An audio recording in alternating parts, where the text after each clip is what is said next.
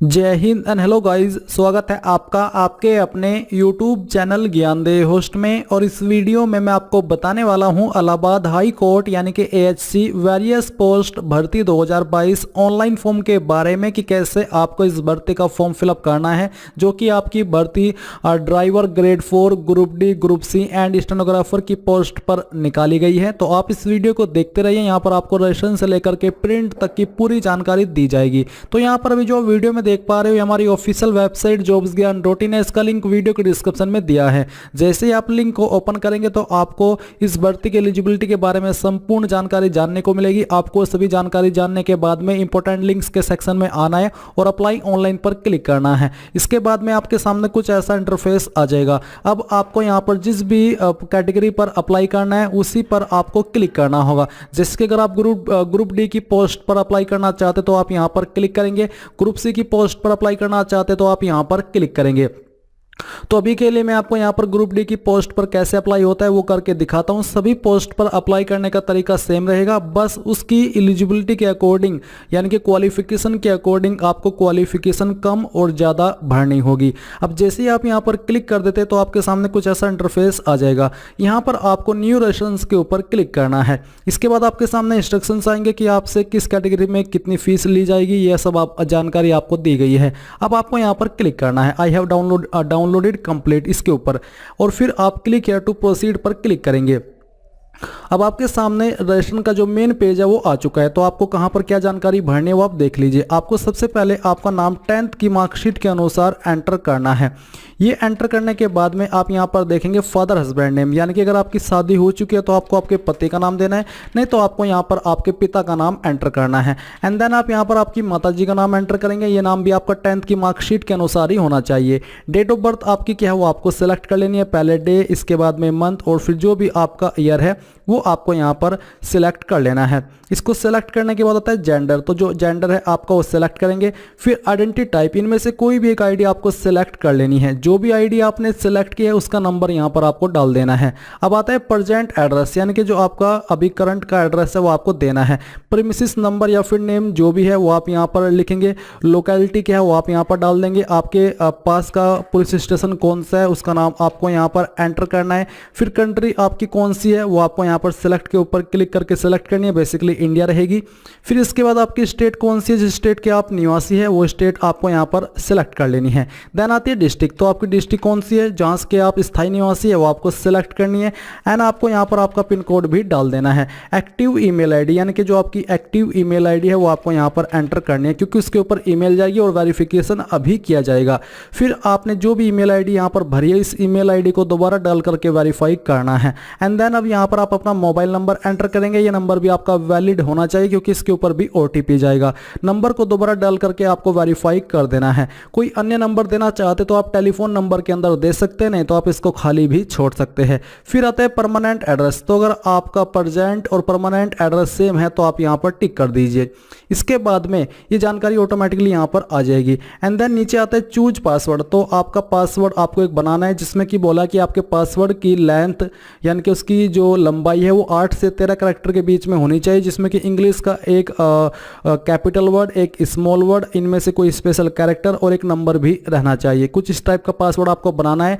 और फिर यहाँ पर एक सिक्योरिटी क्वेश्चन आपको सिलेक्ट कर लेना है और उसका आंसर देना है। ये आंसर आपको जब काम आएगा जब आप अपना पासवर्ड भूल जाएंगे और उसको रिकवर करने की कोशिश करेंगे। फिर ये सिक्योरिटी पिन यहाँ पर आपको एंटर करना है और इन सभी जानकारी को चेक करते हुए सबमिट पर क्लिक करना है। अब आपके सामने यहाँ पर आपके एप्लीकेशन फॉर्म का रिव्यू पेज आ चुका है, यानी कि जितनी भी जानकारी आपने भरी है इन सभी को आप यहाँ पर वेरीफाई करेंगे। आपको यहाँ पर वेरीफाई करने के बाद में my name, father name, mother name, date of birth, gender, address, mobile number, email ID, इन सभी के ऊपर टिक करके बताना कि मैंने इन सभी को वेरीफाई कर लिया है। और फिर आप आई एग्री के ऊपर क्लिक करके सबमिट एंड सेंड OTP पर क्लिक करके यहाँ से यस करेंगे। यस करने के बाद में यहाँ पर दोस्तों आपको बोला है 1 टाइम पासवर्ड, जो कि आपको आपके नंबर पर सेंड किया है वो आप OTP यहाँ पर आपको डालना है और सबमिट रजिस्ट्रेशन फॉर्म इसके ऊपर क्लिक करना है। मैं आपको अभी लाइव इसके अंदर जो आपका OTP है वो फिल करके दिखाता हूँ। तो यहाँ पर जो मुझे OTP है वो प्राप्त हो चुका है। हमारा OTP है 47 5924। तो हम इसको फिल करते हैं और यहाँ पर सबमिट रजिस्ट्रेशन फॉर्म के ऊपर क्लिक करते हैं। इसके बाद आप देखेंगे कि जो आपका रजिस्ट्रेशन है वो कंप्लीट हो चुका है। अब आप यहाँ पर देखेंगे verify mobile number and email ID. आपका नंबर ऑलरेडी वेरीफाई हो चुका है। आप वेरीफाई ईमेल आईडी के ऊपर क्लिक करेंगे तो आपके सामने यहाँ पर कुछ ऐसा इंटरफेस आ जाएगा, जहाँ पर आपको ये जो सिक्योरिटी पिन दिया है, सिक्योरिटी पिन आपको यहाँ पर डालना है।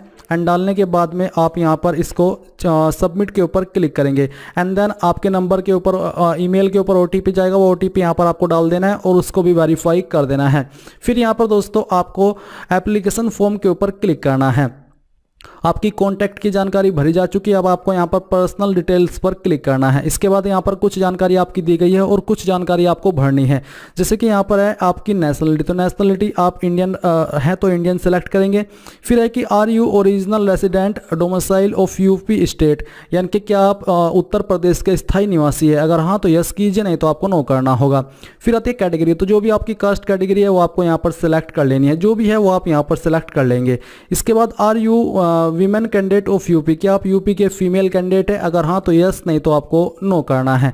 फिर क्या आप फिजिकली हैंडीकैप है, पीएच कैंडिडेट। अगर हाँ तो यस, नहीं तो यहाँ पर भी आपको नो करना है। क्या आप एक स्पोर्ट्स पर्सन है, मेधावी खिलाड़ी है यूपी के। अगर हाँ तो यस, नहीं तो यहाँ पर भी आपको नो करना होगा। फिर आपसे पूछे कि आप यूपी एक्स सर्विसमैन है। अगर हाँ तो यस, नहीं तो यहाँ पर भी आपको नो करना है। क्या आप यूपी के फ्रीडम फाइटर है। अगर हाँ तो यस, नहीं तो यहाँ पर भी आपको नो करना है। मैरिटल स्टेटस आपका क्या है वो आपको बताना है, मैरिड या फिर अनमैरिड। ये बताने के बाद में आप यहाँ पर ये जो कैप्चा कोड है वो आप यहाँ पर फिल करेंगे। हम इसको फिल करते हैं और यहाँ पर फिल करने के बाद इन सभी जानकारी को वेरीफाई करते हुए सेव एंड नेक्स्ट पर क्लिक करना है और यहाँ से आपको यस कर देना है। यस करने के बाद होता है कि आधार डिटेल, तो यहाँ पर क्या आपके पास आधार नंबर है, आप यहाँ पर यस करेंगे अगर आपके पास है और सबमिट कर देंगे और यहाँ से आपको ओके करना है। इसके बाद यहाँ पर कुछ आपसे सवाल पूछे हैं, जैसे कि यहाँ पर 3 ऑप्शन है कि मैं स्वेच्छा से अपना आधार नंबर साझा करने के लिए सहमत हूँ और मुझे पता है कि इसका उपयोग के आधार रिकॉर्ड में उपलब्ध मेरे व्यक्तिगत पहचान विवरण का मिलान करके इलाहाबाद उच्च न्यायालय भर्ती समूह डी परीक्षा के लिए आवेदन पत्र के लिए मेरी पहचान स्थापित करने के लिए किया जाएगा। अगर आप इसके लिए परमिशन देना चाहते तो आप पहले वाले के ऊपर टिक करेंगे। या फिर आधार कार्ड पर मेरी जानकारी वह नहीं है जो आवेदन पत्र में दर्ज की गई है। अगर कुछ ऐसा है तो आप यहाँ पर सेकंड वाले पर टिक करेंगे। एंड अगर आप अपना आधार नंबर साझा करने के लिए तैयार नहीं है तो आप यहाँ पर इसके ऊपर भी टिक कर सकते हैं। कोई भी प्रॉब्लम वाली बात नहीं है, ये आपके हाथ में है कि आप किस टाइप की परमिशन देना चाहते हैं। इसके बाद आप यहाँ पर टिक करेंगे एंड जो ये कैप्चा कोड आपके सामने है, कैप्चा कोड आप यहाँ पर फिल करेंगे और यहाँ पर नीचे सबमिट एंड नेक्स्ट के ऊपर क्लिक करके यहाँ से आप ओके कर देंगे। अब आती है आपके सामने अप्लाई फॉर डिटेल्स की जानकारी। तो यहाँ पर आपको पोस्ट अप्लाइड फॉर, तो आप ग्रुप डी की पर अप्लाई करें तो आपको ग्रुप डी देखने को मिलेगा। इसके बाद आता है आपका एग्जाम सेंटर चॉइस फर्स्ट, यानी कि पहली सेंटर के लिए आप किस स्टेट को चॉइस देना चाहते हो आपको सेलेक्ट करना है। उस स्टेट के अंदर आप किस सिटी को प्रेफरेंस देना चाहते हो आपको सेलेक्ट कर लेना है। सेकंड स्टेट बेसिकली आपके एग्जाम उत्तर प्रदेश के अंदर ही रहेंगे, चाहे आप कहीं से भी इसमें अप्लाई कर रहे हैं, किसी और स्टेट के अंदर आपके एग्जाम नहीं होंगे। सेकंड प्रेफरेंस आपको किस सिटी को देनी है वो आपको सेलेक्ट कर लेना है। फिर यहाँ पर आपको स्टेट सेलेक्ट करने के बाद इससे अगली प्रेफरेंस किस सिटी को देनी है वो आपको यहाँ पर सेलेक्ट करना है। फोर्थ में भी आपकी उत्तर प्रदेश रहेगी एंड सिटी आप चेंज कर सकते हैं, तो जहां पर भी आप रखना चाहते हैं वो आप सेलेक्ट कर लीजिए। फिर आते हैं पोस्ट प्रेफरेंस फर्स्ट, तो आप पहली प्रेफरेंस किस पोस्ट को देना चाहते हैं। यहाँ पर आपको काफ़ी सारी पोस्ट देखने को मिल पा रही है, तो जैसे कि मैं यहाँ पर इन सभी को इस तरह से जो है प्रेफरेंस वो दे देता हूँ। तो हमने यहाँ पर इनको प्रेफरेंस दे दी है, आप भी आपकी चॉइस के अकॉर्डिंग इनको प्रेफरेंस दे सकते हैं। फिर यहाँ पर दोस्तों आपसे सवाल पूछा कि डू यू पोसेस डिप्लोमा और certificate for operation of tubewell issued by, तो यहाँ पर आप इसमें यस कीजिए अगर आपके पास है, और नहीं है तो आप नॉट एप्लीकेबल के ऊपर क्लिक कर दीजिए। एंड देन आप यहाँ पर ये सिक्योरिटी पिन एंटर करेंगे और इसको एंटर करने के बाद में आप सेव एंड नेक्स्ट के ऊपर क्लिक करके यहाँ से यस कर देंगे। इसके बाद यहाँ पर आपके सामने इसेंशियल एजुकेशनल क्वालिफिकेशन का सेक्शन आ जाएगा, जहाँ पर सबसे पहले है आपकी 6th की जानकारी, यानी कि आपकी जो क्वालिफिकेशन है 6th या उसके बराबर की क्वालिफिकेशन वो आप यहाँ पर सिलेक्ट करेंगे पास स्टेटस में कि आपने पास कर ली है। फिर आपको बताना है कि आपने किस साल के अंदर आपकी जो 6th है वो पास कर ली थी, इस प्रकार से। तो चलिए हम यहाँ पर इसको सेलेक्ट कर लेते हैं। फिर आते हैं कोर्स स्ट्रीम, तो किस स्ट्रीम में किया, बेसिकली यहाँ पर 6th आएगा उसके बराबर की योग्यता। एंड यहाँ पर है name of institution board university, तो आपने किस इंस्टीट्यूट किस बोर्ड से की है वो आपको यहाँ पर देना है। बेसिकली मैं आपको बता दूं कि अगर आपके पास 6th नहीं है तो आप यहाँ पर सोच रहे हैं कि हम यहाँ पर किसकी जानकारी भरें, तो बेसिकली यहाँ पर ये 6th की जानकारी आपसे मांगी है। आप ऐसा भी नहीं कर सकते कि आप यहाँ पर 10th की जानकारी भर दें, क्योंकि 10th के लिए अलग से विकल्प यहाँ पर दिया है।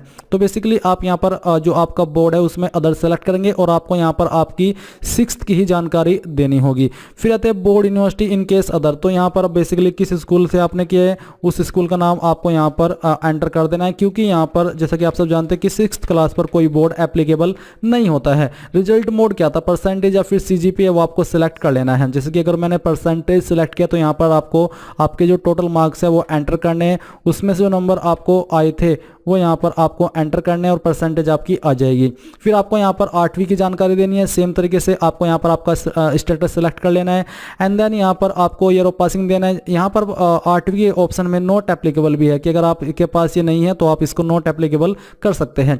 तो जैसे कि मैं यहाँ पर पास सेलेक्ट करता हूँ, फिर मैं यहाँ पर जो पासिंग ईयर है वो भी सिलेक्ट कर लेता हूँ। तो चलिए हम यहाँ पर इसको कर देते हैं। फिर कोर्स स्ट्रीम नेम आपको सेलेक्ट कर लेना है, आपको यहाँ पर आपके बोर्ड का नाम देना है। इसमें यहाँ पर आपका बोर्ड एप्लीकेबल नहीं होता तो आप अदर के ऊपर क्लिक कर देंगे एंड देन यहाँ पर आप बताएंगे कोर्स स्ट्रीम, तो सॉरी कोर्स स्ट्रीम नहीं बल्कि रिजल्ट मोड। तो रिजल्ट मोड यहाँ पर आप अपना जो है परसेंटेज सिलेक्ट कर लीजिए। ये सिलेक्ट करने के बाद में सेम तरीके से आप यहाँ पर जो आपके स्कूल कॉलेज का नाम है वो यहाँ पर एंटर कर देंगे। तो चलिए हम यहाँ पर इसको एंटर कर देते हैं। ये एंटर करने के बाद आपका रिजल्ट मोड है, रिजल्ट मोड आपको सेम वे में सिलेक्ट कर लेना है और इसको सिलेक्ट करने के बाद में यहाँ पर आपको जानकारी सेम तरीके से भरनी है जैसे कि अभी आपने 6th की जानकारी भरी है। इसके बाद आपके सामने आएगा 10th का ऑप्शन, तो अगर आपने 10th भी की है तो आप यहाँ पर पास सेलेक्ट करेंगे। फिर आप यहाँ पर ईयर ऑफ पासिंग बताएंगे कि किस साल के अंदर आपने क्वालिफिकेशन पास की है। कोर्स स्ट्रीम के अंदर आप 10th सेलेक्ट कर लेंगे। फिर यहाँ पर आपको आपके बोर्ड का नाम बताना है कि आपका कौन सा बोर्ड है। अगर आपका बोर्ड यहाँ पर दिया है तो आप उसको सिलेक्ट करेंगे, नहीं तो आप यहाँ पर अदर के ऊपर क्लिक करके खुद से अपना बोर्ड सेलेक्ट कर लेंगे। जैसे कि मैं यहाँ पर अदर ही सेलेक्ट करता हूँ। अदर सेलेक्ट करने के बाद में यहाँ पर है जो मेरा अदर बोर्ड है, मैं यहाँ पर यूपी बोर्ड लिख देता हूँ क्योंकि मुझे वहाँ पर देखने को नहीं मिला। अगर आपको देखने को मिल रहा है तो आप वहाँ पर अपना यूपी बोर्ड सेलेक्ट कर लीजिएगा। रिजल्ट मोड आप यहाँ पर सेलेक्ट कीजिए। फिर आपको यहाँ पर आपके टोटल नंबर डालने हैं, उसमें से जो नंबर आपको आए थे वो यहाँ पर आपको डालना है और परसेंटेज आपकी आ जाएगी। इसी प्रकार से अगर आपने ग्रेजुएट भी 12th भी किया है तो आप सेम तरीके से यहाँ पर पास सेलेक्ट करेंगे। फिर ईयर ऑफ पासिंग बताएंगे, कोर्स स्ट्रीम बताएंगे एंड यहाँ पर आप अपने बोर्ड का नाम देंगे, आपका रिजल्ट मोड चुनेंगे एंड ऐसे ही जानकारी भरेंगे जैसे कि अभी आपने 10th की भरी है। एंड देन यहाँ पर अगर आप ग्रेजुएशन की जानकारी दे रहे हैं तो आप उसकी जानकारी भी सेम तरीके से भर देंगे। अगर आपके पास ग्रेजुएशन की जानकारी नहीं है तो आप नॉट एप्लीकेबल सिलेक्ट कर लेंगे एंड अगर आपके पास 12वीं की जानकारी भी नहीं है तो आप नॉट एप्लीकेबल सिलेक्ट कर लेंगे। इसके बाद आप यहां पर इस कैप्चा कोड को फिल करके सेव एंड नेक्स्ट पर क्लिक करेंगे। अब आपके सामने यहां पर एडिशनल डिटेल में अदर डिटेल आ चुकी है जहां पर आपसे पूछा कि are you an employ of central या स्टेट या फिर गवर्नमेंट। अगर आप है तो आप यस करेंगे, नहीं तो आपको नो करना है। Criminal proceeding, have you ever been tried convicted और acquitted by court of law. अगर हाँ तो आप यहां पर यस कीजिए। अगर आपके ऊपर कोई केस दर्ज है, कोई केस पेंडिंग है, नहीं तो आपको नो करना है। फिर whether any criminal case have ever been registered against you, क्या आपके ऊपर कभी भी कोई एफआईआर दर्ज हुई है क्रिमिनल केस की। अगर हाँ तो यस, नहीं तो आपको नो करना है। फिर आप ये सिक्योरिटी पिन फिल करेंगे एंड सेव एंड नेक्स्ट के ऊपर क्लिक करके यहाँ से यस कर देंगे। यस करने के बाद में आपके सामने फोटो एंड साइन अपलोड करने का सेक्शन आएगा। तो यहाँ पर जो आपका फोटोग्राफ है इसमें इसका मिनिमम साइज 10 और मैक्सिमम 80 KB रखा है और आपका जो बाएं अंगूठे का निशान है थंब इंप्रेशन है वो आपका 4 से 30 KB के बीच में होना चाहिए। सिग्नेचर का साइज भी सेम रखा है। तो आपको चूज फाइल के ऊपर क्लिक करना है और जहां पर भी आपकी फाइल है फोटो की वो आपको अपलोड करनी है।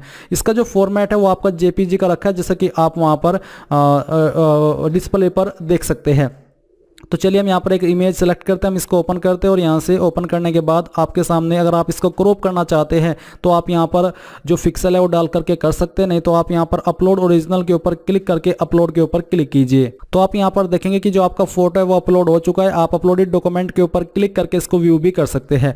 अब आपको यहाँ पर चूज फाइल के ऊपर क्लिक करने के बाद जो आपका बाएं अंगूठे का थंब इंप्रेशन है वो आपको अपलोड करना है। मैं इसको सेलेक्ट करता हूँ, यहाँ से ओपन करता हूँ, फिर अपलोड ओरिजिनल के ऊपर क्लिक करके मैं अपलोड के ऊपर क्लिक करता हूं तो ये जो आपकी फाइल है वो भी अपलोड हो चुकी है, आप यहां पर देख सकते हैं। एंड देन आपको सेम वे में आपका जो सिग्नेचर है वो अपलोड करना है। सिग्नेचर की फाइल जहां पर भी उपलब्ध है वो सिलेक्ट करेंगे, ओपन करेंगे। अगर आप इसको एज इट इज अपलोड करना चाहते तो अपलोड ओरिजिनल के ऊपर क्लिक करके अपलोड के ऊपर क्लिक करेंगे तो ये भी आपका डॉक्यूमेंट या फिर कह लीजिए कि फोटो अपलोड हो चुका है। अब आपको यहां पर जो कैप्चा कोड देखने को मिल पा रहा है, कैप्चा कोड आपको फिल करना है एंड यहाँ पर हम इसको फिल कर देते हैं। फिल करने के बाद हम यहाँ पर सेव एंड नेक्स्ट के ऊपर क्लिक करेंगे और यहाँ से यस कर देंगे। यस करने के बाद में आपके सामने यहाँ पर आपकी एप्लीकेशन फॉर्म की जानकारी का एक बार फिर से प्रीव्यू आ चुका है। अभी तक आपने जितनी भी जानकारी भरी है आप इन सभी को एक बार फिर से वेरीफाई कर लीजिए। अगर आपको लगता है कि कहीं पर कोई जानकारी गलत हो गई है तो अभी भी आप उसको सही कर सकते हैं, नहीं तो आपको यहाँ पर माई नेम, आपका father name, mother name, category, gender, date of birth,